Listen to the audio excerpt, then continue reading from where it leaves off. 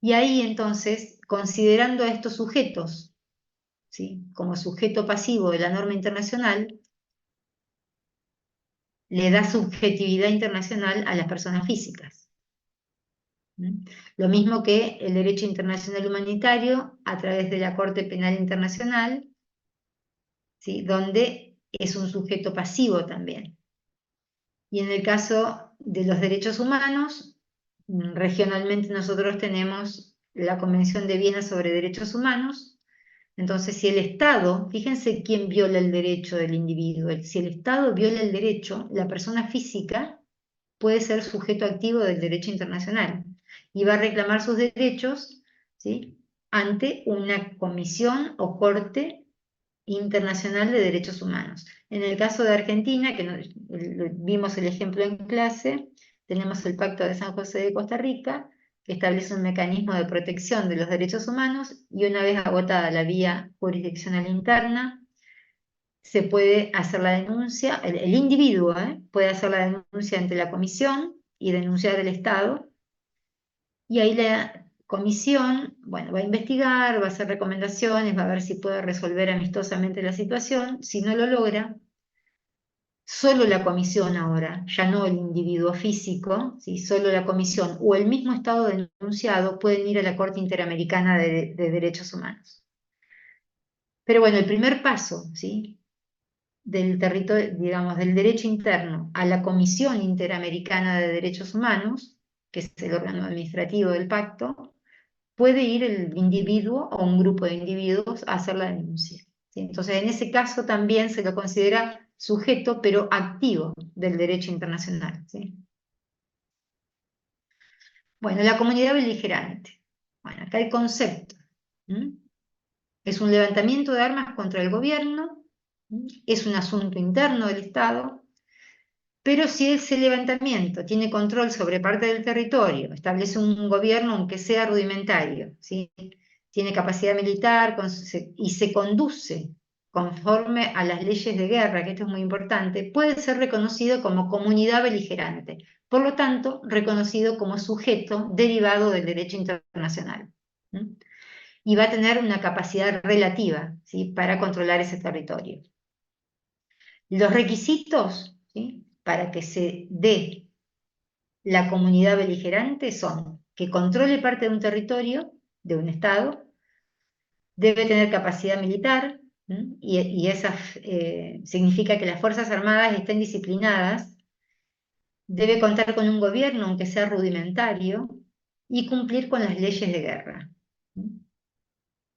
Hay, las leyes de guerra están numeradas, bueno, yo en su momento también se los di, la Convención de Ginebra de 1949 sobre el trato de prisioneros y los conflictos no internacionales, y están referidos ambos al derecho internacional comunitario.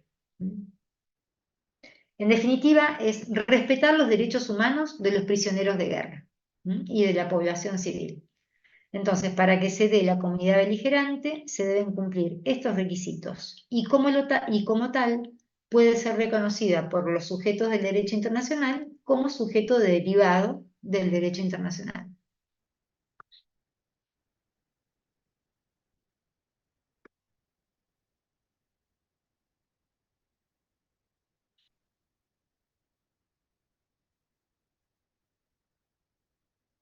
Bien.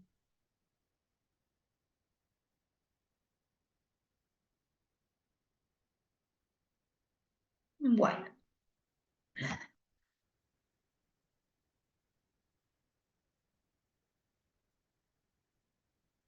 el reconocimiento.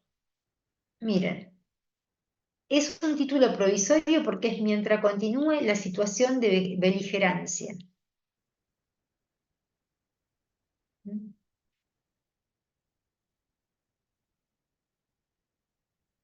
¿Lo entienden esto?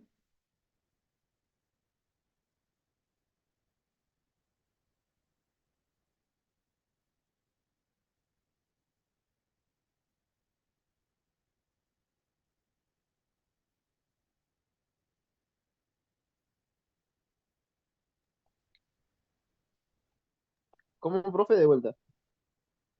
que es un título, el carácter de las características, ¿sí? Es un título provisorio mientras continúe la situación de beligerancia.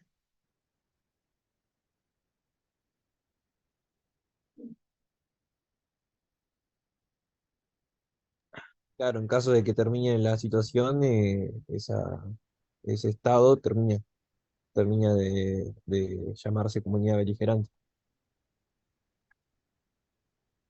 Mientras continúe la situación, ¿sí? Va a tener el título.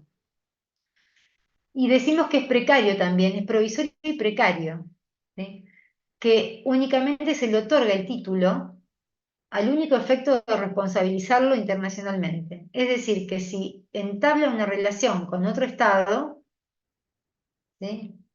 El título que tiene va a ser únicamente para esa relación. Y además, provisoriamente, mientras continúe la situación de beligerancia. Ahora, esto tiene que ver con el reconocimiento, porque si el sujeto que reconoce a la comunidad beligerante es el propio Estado donde está radicada la comunidad beligerante, ¿sí? Lo hace para no comprometer su responsabilidad internacional por los actos ilícitos de esa comunidad beligerante que está en su territorio.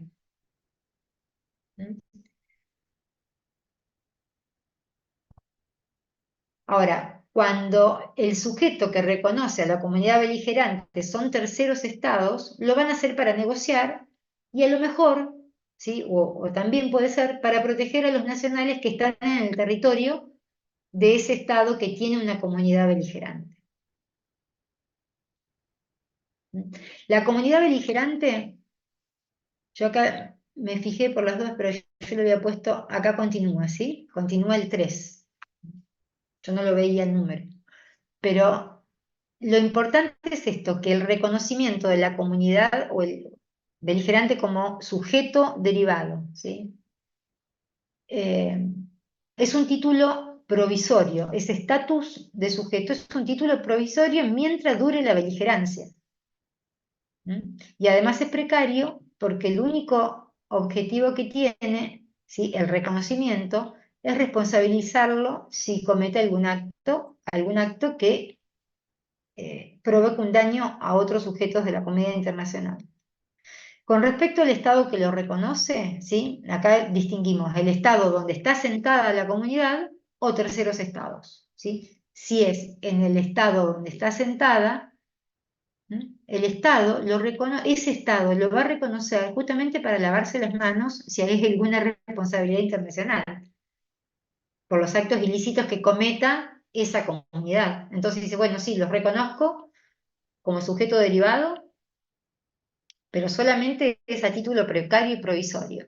Y con respecto a los terceros estados, ¿sí?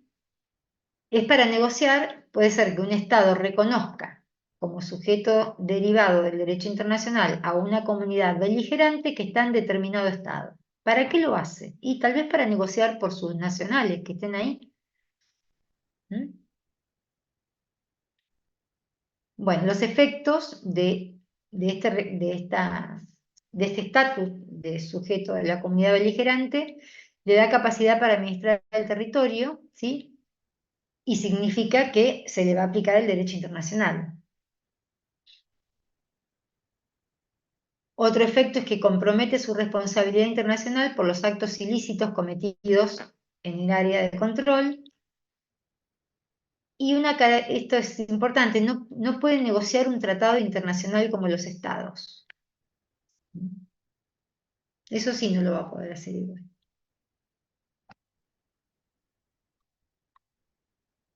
Bueno, otro sujeto derivado son los movimientos de liberación nacional.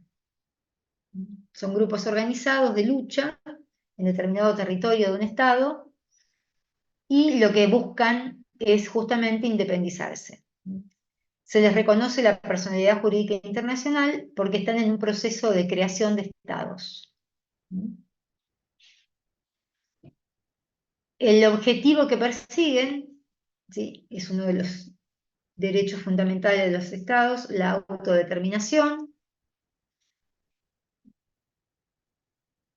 Y acá, bueno, pusimos ejemplos en su momento, movimientos de liberación nacional que fueron admitidos por organizaciones internacionales, por ejemplo,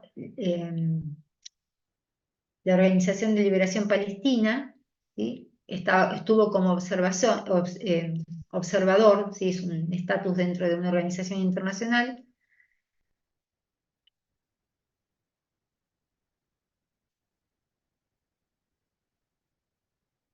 Bueno, y acá pusimos que la resolución 2625 de la Asamblea General de Naciones Unidas reconoce expresamente eh, a los pueblos que buscan la autodeterminación, ¿sí? Entonces, también esto le da el estatus a los movimientos de liberación nacional. ¿Sí? Y la otra resolución, la 1415, habla de los procesos de descolonización. Entonces, también dentro de del reconocimiento de los derechos de los pueblos en los procesos de descolonización que buscan la autodeterminación y la independencia de las colonias. Bien. Bueno, estos dos ejemplos son muy importantes. A ver, vamos a repasar. El Estado, ¿sí? Sujeto originario.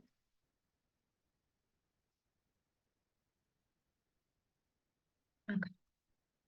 Estado, sujeto originario, concepto, elementos, ¿sí? Capacidades, muy importante, territorio, concepto, elementos constitutivos del Estado, población, gobierno, territorio y capacidad para relacionarse con los demás estados.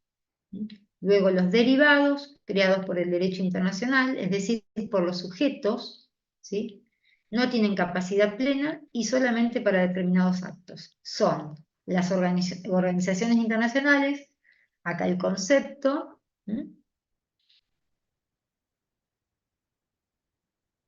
estas características también, o elementos componentes, ¿sí? Como dice ahí. Sí. O sea, se crean a través de un tratado, eso siempre. Puede adquirir derechos y contraer obligaciones y tiene capacidad para reclamar internacionalmente, puede ser ante un tribunal o una corte, dentro de los límites de sus funciones, ¿sí? Y el ámbito, obviamente, funcional, el ámbito de actuación o competencia es funcional y no territorial.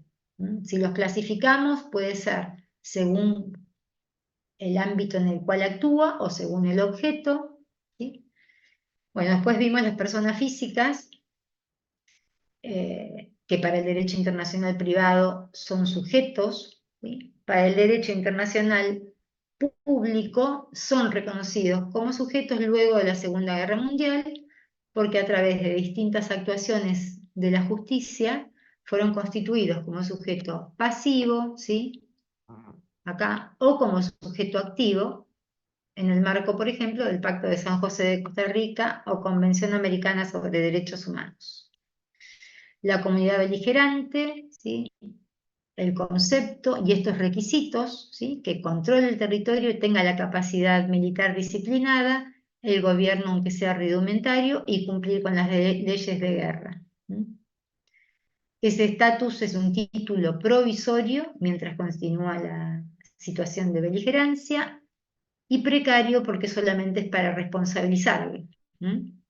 Y acá según sea el sujeto, el Estado que lo reconoce, si es el Estado donde está inserta la comunidad, ¿sí? Va a ser eh, para comprometerlo, ¿sí? Respecto de su responsabilidad internacional. Por ejemplo, comete un ilícito y el Estado donde está radicada la comunidad dice, bueno, no, es responsabilidad del Estado, de la comunidad beligerante. Y respecto de los terceros estados, normalmente lo reconocen para negociar por sus nacionales. Bueno, ¿qué efectos tienen ese reconocimiento como comunidad beligerante y por lo tanto como sujeto derivado?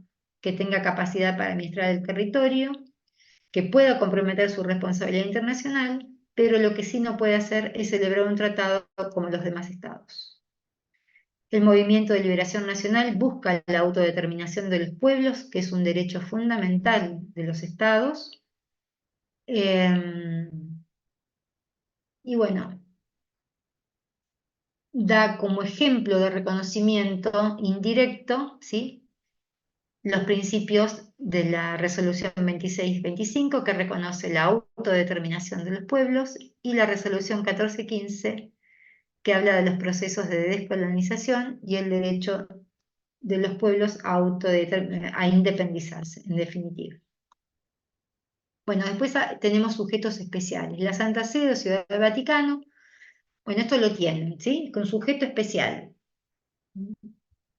Cómo se creó, los elementos. De acá, bueno, esto lo habíamos visto todo, chicos, ¿no? Los tratados a través de los cuales eh, se relaciona la Santa Sede se llaman concordatos, que están mencionados, lo vimos recién en la Constitución. Se los menciona diferente porque son los únicos que se llaman así. El resto, los tratados en general, pueden ser tratados, convenios, convenciones, protocolos, pactos, ¿sí? Se rige por el derecho canónico. Es su gobierno, o sea, quien ejerce el gobierno es el Papa, pero hay, o sea, este derecho no es el que rige normalmente todo, ¿no? Solamente lo que tiene que ver con la actividad religiosa.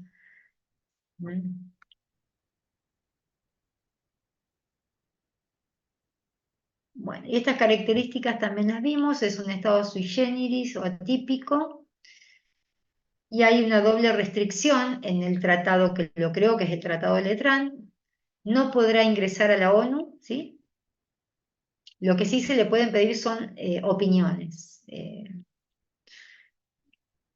¿sí?, a través de la solicitud de las partes de la misión de paz.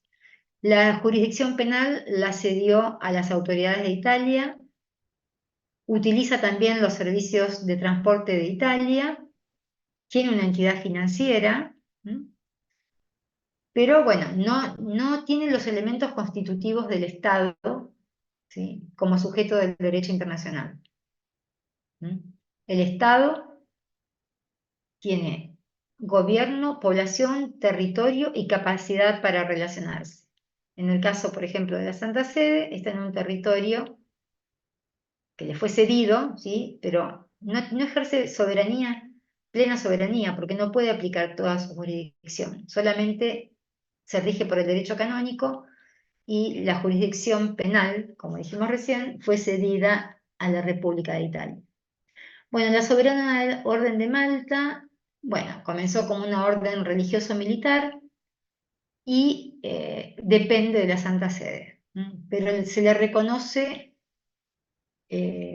como sujeto especial también del derecho internacional, porque en realidad su misión, ¿sí?, tiene que ver con la representación religiosa que depende justamente de la Santa Sede. La Comisión Internacional de la Cruz Roja también tiene un reconocimiento de subjetividad especial y fue creada conforme al derecho suizo. Es una asociación privada, pero como desarrollo de funciones humanitarias dentro de los conflictos armados, se le reconoce este estatus a través de los convenios de Ginebra y los protocolos, ¿sí?, de 1977. Luego tenemos los factores de poder, que son grupos de presión, no son sujetos del derecho internacional, ¿sí? Acá, digamos, este es el último sujeto derivado del derecho internacional. Los factores de poder no son sujetos, pero sí son grupos de presión. Ya los mencionamos varias veces.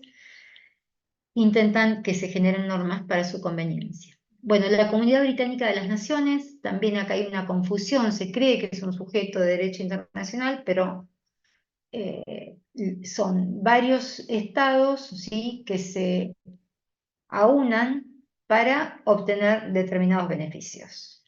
Son estados, son sujetos, estados por separado.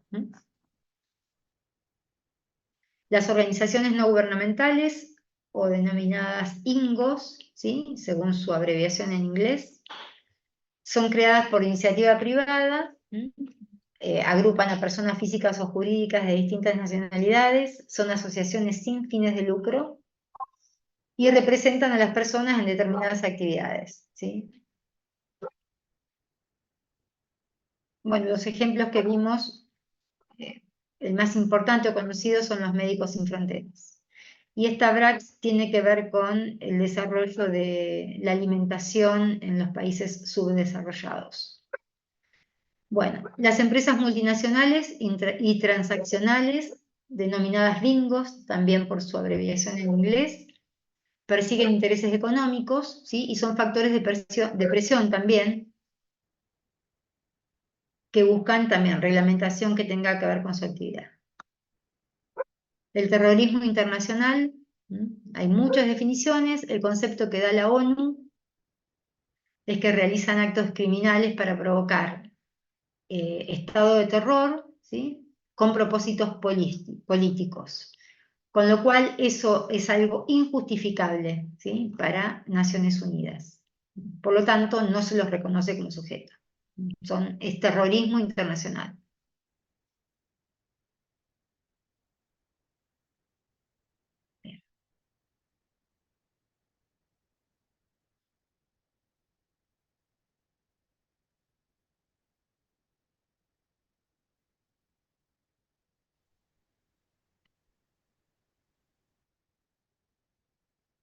Bueno,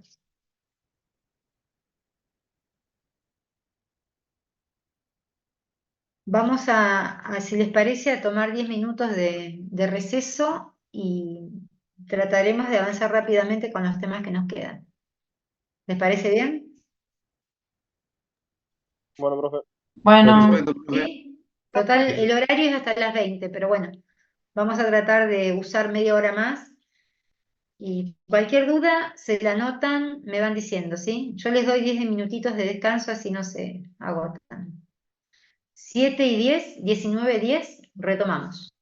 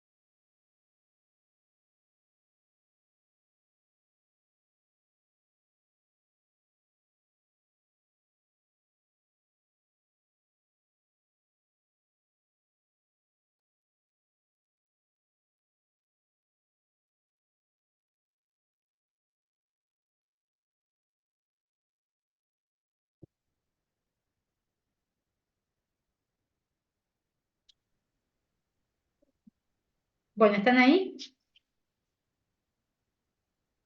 Sí, profe. Sí, profe. Sí, sí, Sí, sí, profe.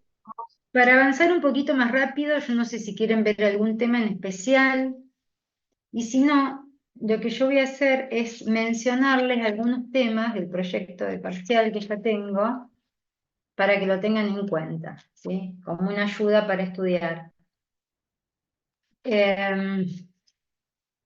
Porque nos falta todavía ver tratados, estados, sucesión de estados, soberanía, territorio, bueno. Por las dudas, para que no se les escape ninguno de estos temas, vamos a hacer así. Bueno, con respecto a estos dos, a ver, vamos en orden, así lo tienen más ordenado. Bueno, los sujetos, ¿sí? ¿Cuáles son sujetos originarios, derivados o cuáles son actores? Como un resumen para que ustedes tengan, ¿bien? ¿Qué más? De sujetos. Bueno, respecto de los sujetos que vimos recién, recuerden el concepto y los requisitos para que se dé la condición. Entonces eso les va a ayudar a responder varias preguntas del examen. Con respecto a las fuentes,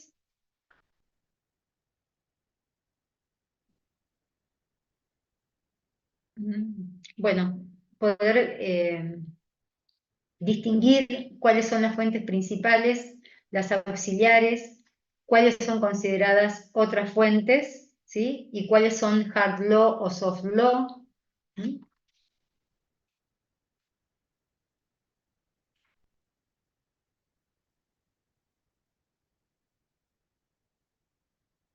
Con respecto también a fuentes,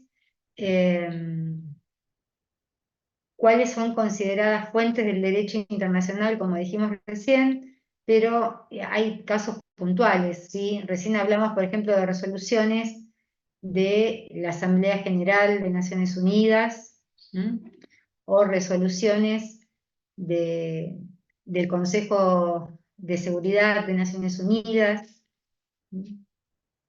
A ver si hay otras sobre fuentes. Bueno, relacionado con fuentes, o mejor dicho, una de las fuentes, los tratados.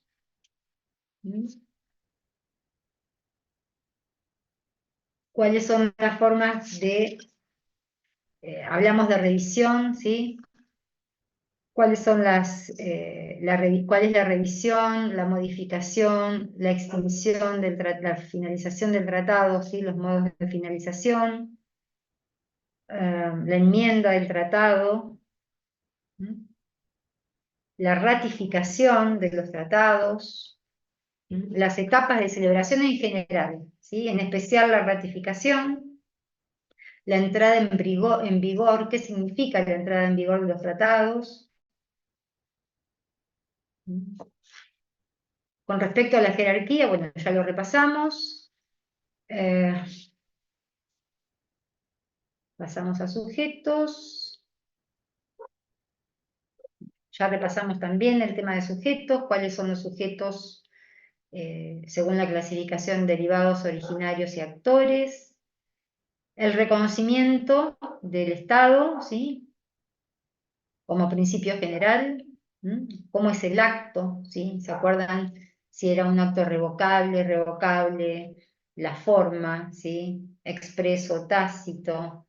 Si es una facultad o una obligación, ¿sí? Si es algo precario o es algo,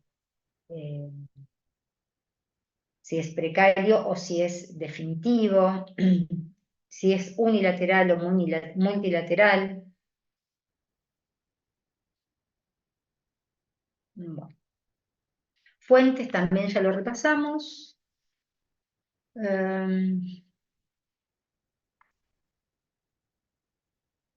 Con respecto a los tratados, siguiendo con los tratados, la doctrina de la tabla rasa, que lo vimos también en clase. Profe, Sí, ¿podría explicar otra vez ese concepto, el de la tabla rasa, ya que lo nombró? bueno, tiene dos acepciones. Cuando un Estado emancipado ingresa, digamos, a la comunidad internacional, Hay una teoría que dice que no tiene obligaciones, ¿sí? La tabla rasa significa que se presenta como con el papel en blanco. Entonces, la teoría justamente de la tabla rasa implica que los nuevos estados ingresan a la comunidad internacional sin obligaciones. Salvo que existan tratados reales, es decir, tratados sobre determinados territorios. Entonces, en principio, se aplica la teoría de la tabla rasa, salvo la existencia de tratados reales. Por ejemplo, otro ejemplo que hay, el Estado que se emancipa, ¿sí? No sigue obligado por los tratados que hubiera celebrado el Estado antecesor. Eso también es otro principio.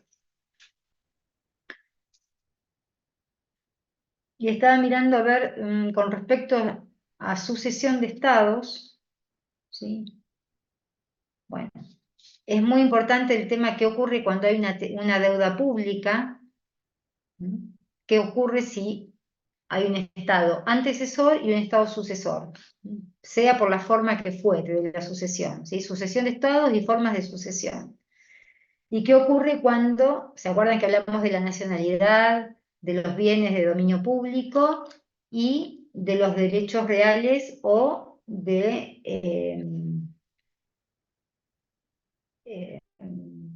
las deudas públicas? Entonces, ¿qué ocurre con el Estado sucesor, el nuevo Estado? ¿Sí? Y todas esas cuestiones.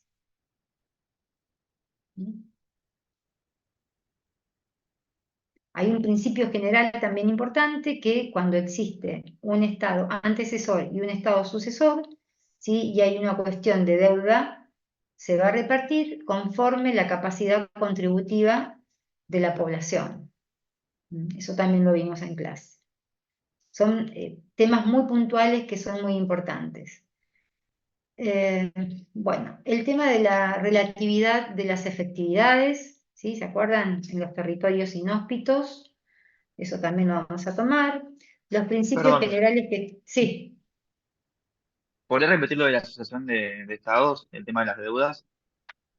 ¿Cómo se Con dividen? re- ¿Qué ocurre? Claro, ¿qué ocurre cuando existe una deuda y un Estado sucede a otro? ¿Sí? ¿Quién va a soportar el pago de esa deuda? Eso lo tienen ustedes en la clase, lo vimos. ¿Y qué ocurre, por ejemplo, el principio general que hablamos está un poco relacionado, el principio de la tabla rasa, ¿sí? Cuando un Estado se independiza, en principio se aplica la teoría de la tabla rasa, nace sin obligaciones, salvo que existan obligaciones reales. ¿Sí? Estas son reglas y excepciones muy precisas que tienen que saber, no solo para el parcial, sino también para si tuvieran que dar un final, ¿no?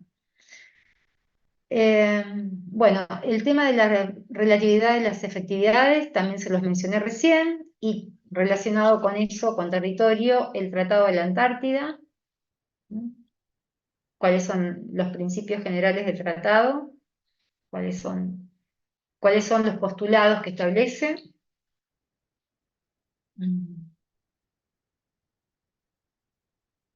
Jerarquía. Soberanía, definición y límites a la soberanía.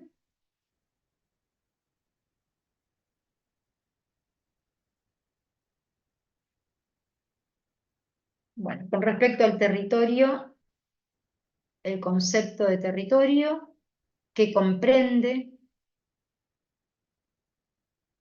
los principios de integridad territorial, modos de adquisición del territorio, ¿se acuerdan? Originarios o derivados de títulos de hecho o los derivados directamente de títulos jurídicos o situaciones de derecho.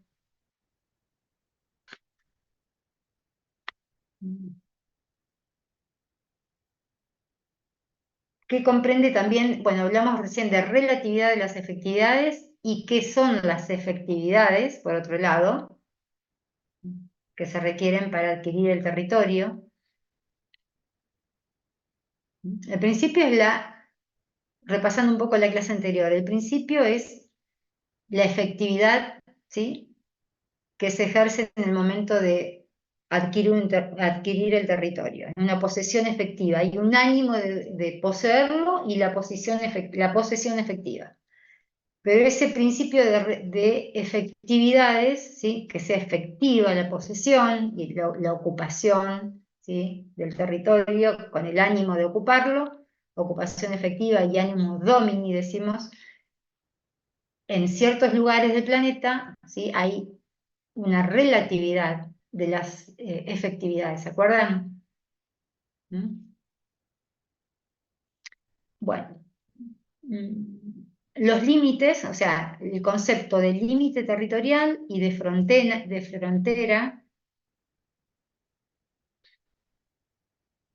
¿qué significa la regla de Luti Posidetis? ¿Sí? ¿Para qué se utiliza? La soberanía también.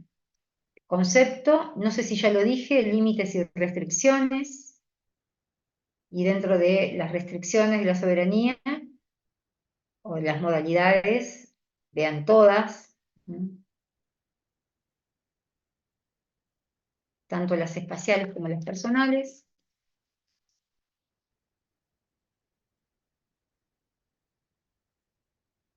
Reserva de los tratados.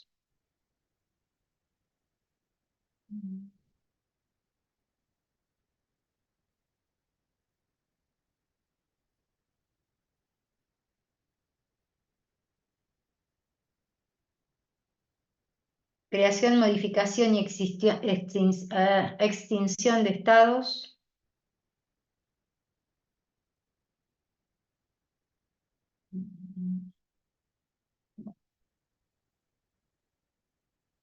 Sujetos especiales, recuerden repasar bien: comunidad beligerante y movimientos de liberación nacional. Tratado de la Antártida, ya se los mencioné, los principios generales que establece el tratado.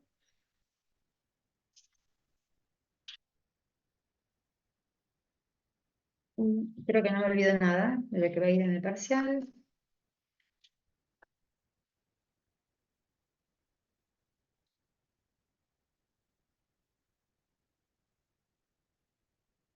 El principio de Stoppel, ¿sí?, que se trata de cuando un Estado hace una declaración, en realidad es una regla, ¿sí? Y esa regla lo que hace es que si un Estado hace una declaración en un tratado, bueno, una relación internacional entre dos Estados, por ejemplo, el Estado hace una declaración y la otra actúa como consecuencia de esa declaración, ¿sí?, va a generar responsabilidad del Estado que hizo la declaración.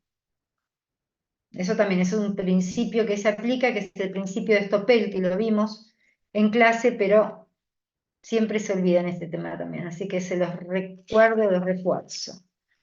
Y creo que nada más. Todos estos títulos que les di es para que repasen todo eso también. A ver si me queda algo más.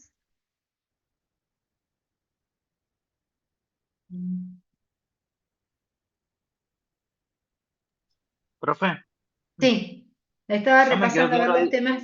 Sí, no me quedó claro eso de que dijo de que cuando hay una tabla rasa, los estados sí. nuevos ingresan sin obligaciones, salvo que existan tratados reales. Esa última parte no Reales. entiendo. ¿Se acuerdan? Esa Salvo que última. existan tratados reales. ¿Ustedes se acuerdan cuando yo hice la distinción en clase de los derechos? Los derechos pueden ser reales o personales. Personales son entre personas y reales son sobre cosas. ¿Sí? Cuando hablamos en el derecho de derechos reales, ¿sí?, hablamos de derechos que tienen que ver con la cosa. En este caso, la mayoría de los casos de los derechos reales es la relación jurídica que existe entre la persona y la cosa, ¿sí? Si vos sos dueño, por ejemplo, de un terreno, ¿sí?, a nivel interno estamos hablando, ¿sí?, tenés un derecho real sobre la cosa. Ese derecho real sobre la cosa puede ser un derecho de posesión, ¿sí? Puede ser un derecho de dominio, un derecho de propiedad, ¿sí? Cuando tenés la posesión, ¿sí? Estamos hablando en derecho interno, yo para que después lo comparen con el derecho internacional. Si vos tenés la posesión de una cosa, ¿sí? Y tenés el título y el dominio, tenés un título perfecto, tenés el título que requiere la posesión de esa cosa. Por ejemplo, tenés la escritura, ¿sí? De compra-venta. Ya con eso haces perfecto el título. Entonces, eso sería una obligación, ¿sí? O sea, los derechos generan obligaciones. Si vos tenés la posesión de la cosa, ¿sí? Si vos sos propietario de ese terreno, vas a tener una obligación respecto de ese terreno, seguramente. Por ejemplo, el deber de cuidado, pagar los impuestos, lo que sea. Acá lo que te dice el principio de la tabla rasa es que los estados, cuando nacen, ¿sí? Cuando se constituyen como tal, es decir, cuando nacen, se aplica el principio de la tabla rasa. Nacen sin obligaciones, salvo que existan obligaciones de derecho real, ¿sí? Obligaciones reales. Supongamos un Estado que se independiza de otro Estado. Si existe una obligación, podemos traducirlo en un tratado, ¿sí? Sobre determinado territorio, se debe respetar. Supongamos que hay obligación de respetar cierta actividad en una parte del territorio, ¿sí? Pero justo esa parte del territorio se independiza, pero hay un tratado que genera obligaciones sobre ese territorio. Entonces el Estado naciente tiene la obligación de respetarlo. Entonces el principio general es que el Estado naciente nace sin obligaciones, salvo cuando existan obligaciones reales, es decir, obligaciones sobre cosas, ¿sí? Constituidas normalmente a través de tratados. ¿Lo entendiste? Perfecto. Sí, perfecto. Muchas gracias. Bueno. Mm,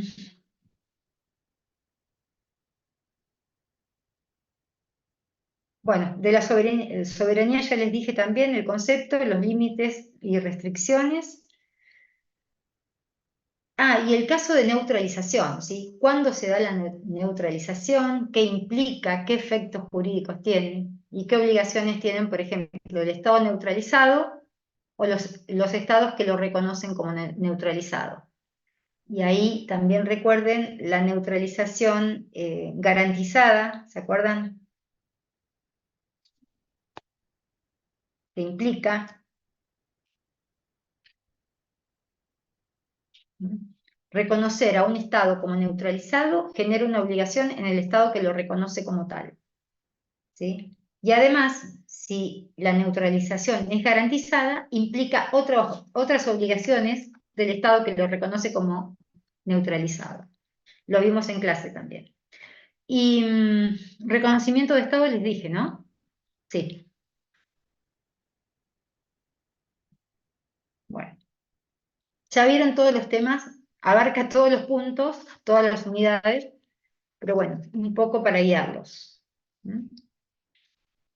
Van a tener preguntas para desarrollar y otras que van a ser de opción múltiple u opción única, ¿no? No sé, ¿quieren preguntar algo?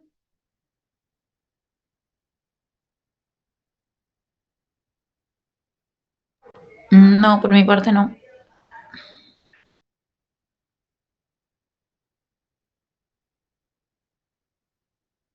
Bueno, no sé si están ahí o ya se fueron, están todos con la cámara apagada. La idea era repasar hoy, ¿no? O sea, podríamos seguir repasando, pero vamos a estar 3 o 4 horas más. No sé si quieren ver en particular alguna presentación o quieren consultar algo más.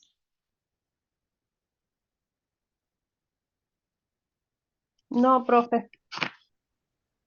Bueno, todos estos temas al final, que los fui nombrando los títulos, ¿los tienen? ¿Tienen alguna duda?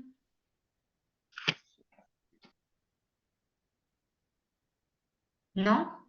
Bueno, qué bueno, no tienen dudas sobre todos estos temas, perfecto. Me alegro que así sea. Vamos a ver el día del parcial. Bueno. Sigan el orden, yo ahora los últimos se lo di un poco desordenado, pero sigan el orden de las unidades, ¿sí? Empiezan por el concepto de derecho internacional, las características del derecho internacional, las fuentes, artículo 38, ¿sí? Fuentes principales y accesorias o primarias y auxiliares, según el autor lo van a ver también. Tratados, ¿sí? Etapas de celebración es muy importante. ¿Cuándo se requiere plenos poderes, por ejemplo, también? ¿Qué es la ratificación, la autenticación, la negociación? ¿Sí? La subjetividad internacional, bueno, sujetos originarios y derivados, de estados en particular, elementos definición, elementos constitutivos, reconocimiento de estado, reconocimiento de gobierno. Después con respecto a los estados también la clasificación, sucesión de estados. Tomamos el otro elemento que es la soberanía, ¿sí? Que algunos autores lo consideran como elemento.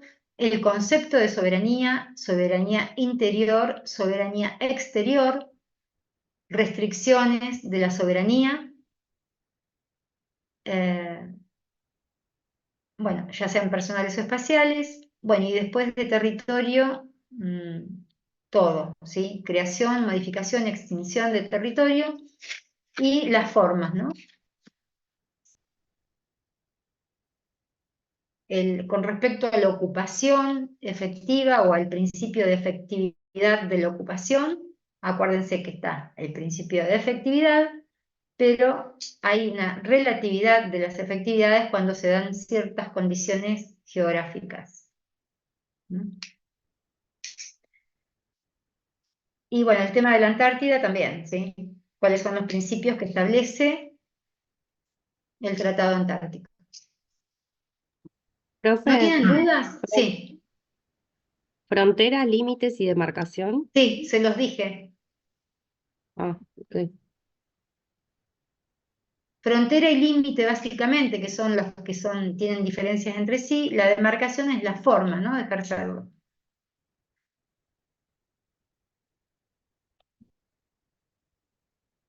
Creo que no me olvido de ningún tema. Sí. Profe, el de Topet que dice es el de prescripción. ¿Cómo? El de Topet que dice el principio es el que dice que si un Estado realiza manifestación unilateral y otro Estado actúa en consecuencia aún cuando el Estado que realizó la manifestación queda obligado por la manifestación. Claro, claro. Exacto. Tenía ahí en chiquitito. Ahí Y lo- después, una de las modalidades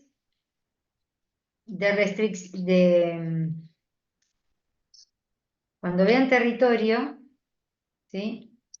Ustedes van a ver el concepto, las formas de adquisición, les dije originarios y derivados, y acá, bueno, hablamos también de las efectividades, los límites,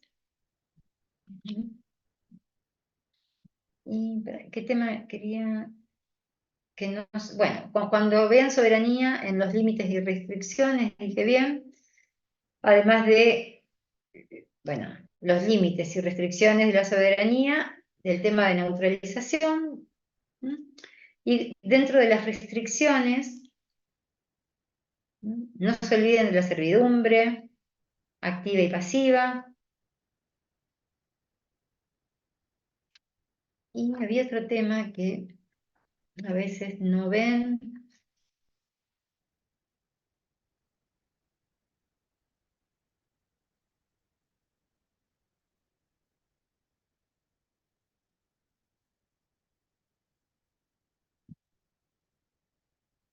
El tema de la prescripción adquisitiva o usucapión, ¿sí? Que es un modo de adquirir territorio, también. ¿Podrías hablar un poquito de eso, profe? Que no me lo acuerdo bien, por favor. Sí, la prescripción adquisitiva es una forma de adquirir en el derecho interno, por ejemplo, la propiedad de una cosa, y en el derecho internacional, de adquirir territorio. Ahora, se tienen que dar ciertos requisitos, ¿sí? Que es una ocupación efectiva del territorio, no tiene que haber reclamo de otro estado sobre ese territorio, no tiene que haber títulos previos de otros estados, y tiene que ser una posesión pacífica e ininterrumpida del territorio. ¿Mm? Con el transcurso del tiempo se puede invocar el título. Acá en el derecho internacional no hay cantidad de años. En el derecho interno, por ejemplo, para obtener la propiedad de un inmueble por prescripción adquisitiva o usucapión, se requiere la posesión efectiva de 20 años. En el derecho internacional no hay un plazo estipulado, a veces hablan, según la jurisprudencia, ha dicho 50 años, 100 años, si no hay una fecha determinada, un plazo determinado. ¿Mm? Pero es la ocupación efectiva y pacífica de un territorio, parte del territorio, no debe haber el requerimiento de la propiedad por parte de otro Estado y tiene que transcurrir un plazo prolongado de tiempo. ¿Mm?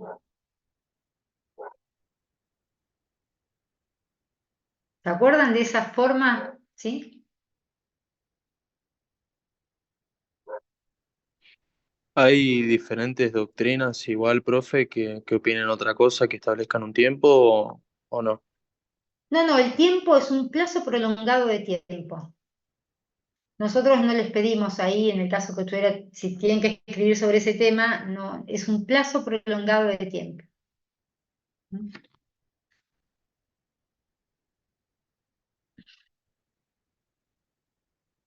A ver si...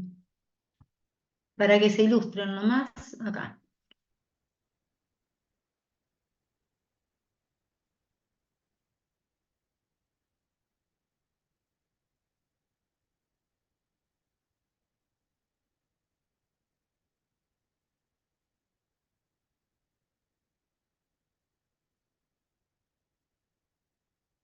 Ahí les estoy poniendo para que recuerden esta clase. A ver, un segundito.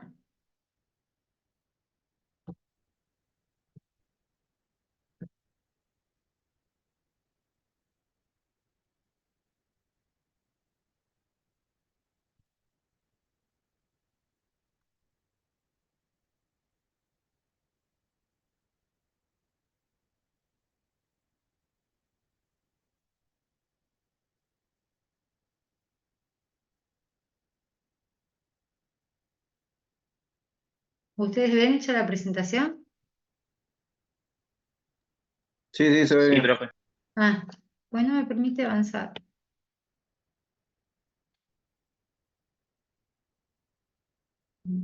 A ver un segundo. Quiero salir de pantalla completa, ¿no?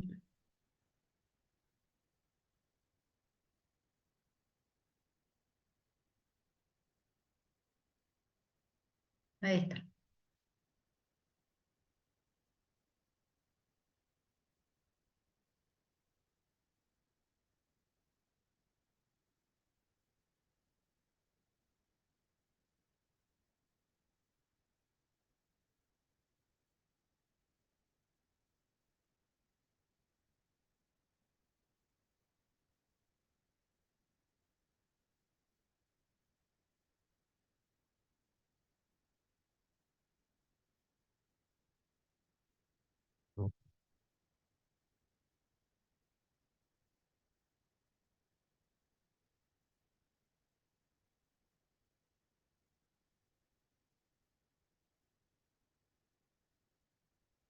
Bueno, acá en la clasificación de los modos de adquisición del territorio, ¿sí?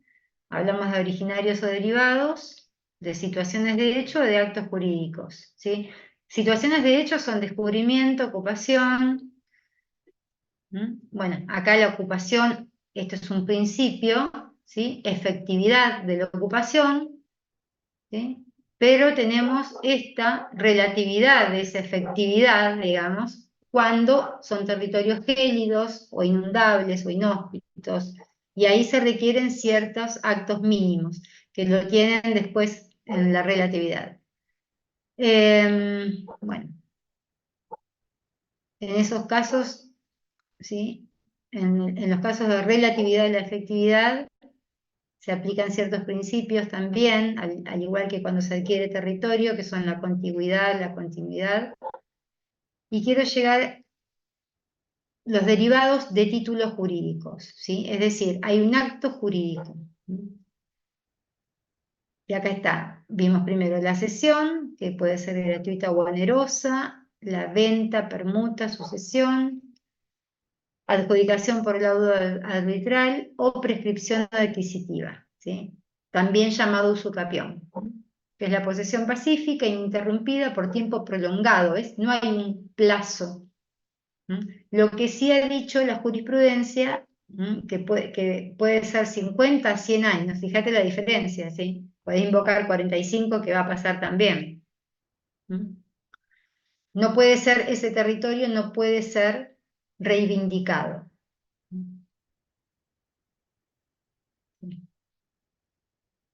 La diferencia con la ocupación, pero esto ya lo vimos en la clase pasada. En este caso el territorio tiene dueño, ¿sí? Y no es un territorio res nullius.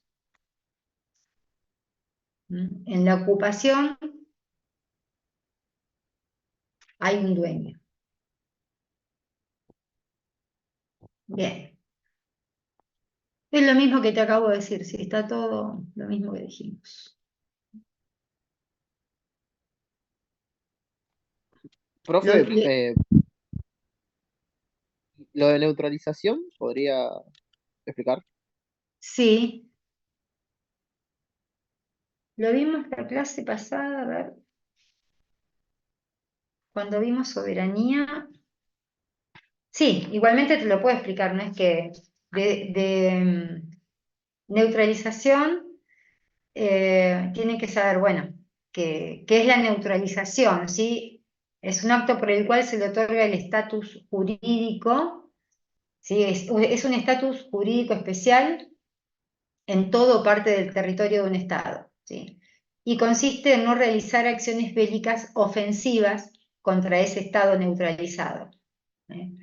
Los efectos que tiene, bueno, es la prohibición de realizar la guerra a ese Estado o maniobras ofensivas, y para los demás Estados, ¿sí?, que reconocen la neutralización, no pueden ejercer acciones bélicas contra el Estado neutralizado, y si esa neutralización es garantizada, ¿sí?, se suma otra obligación, que es la de defenderlo además si lo agrede otro Estado, y garantizar su integridad territorial. Es decir, que lo que hace la neutralización es otorgar un estatus especial al Estado neutralizado.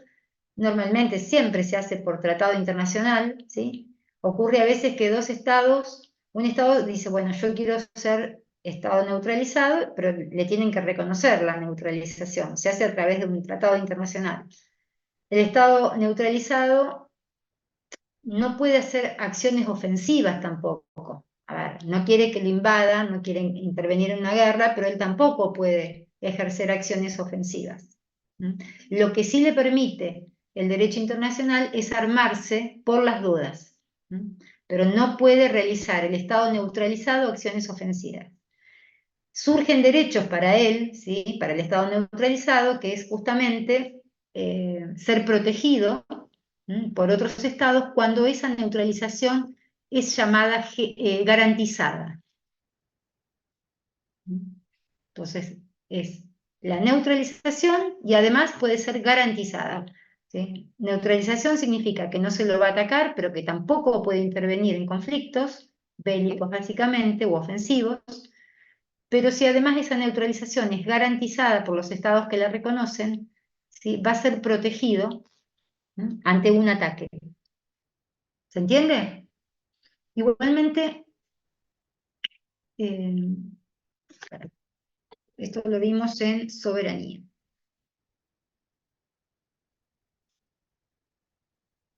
Por las dudas que quiera sacarles una foto, pero bueno, lo tienen ustedes en...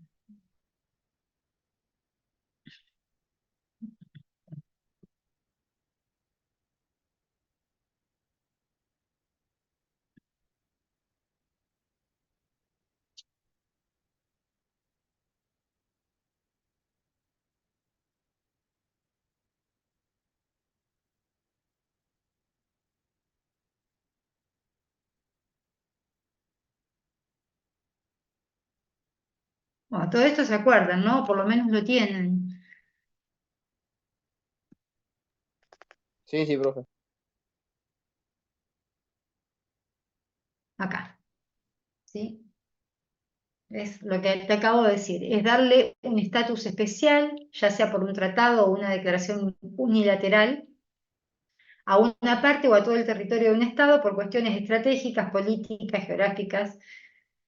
Sí, básicamente son políticas y a veces son geográficas, porque hay estados pequeños que quedan en el medio de estados grandes, o sea, refiriéndome a la clasificación de estados por su tamaño, y que además son potencias, o sea, bélicas básicamente también, entonces piden ser neutralizados, ¿sí?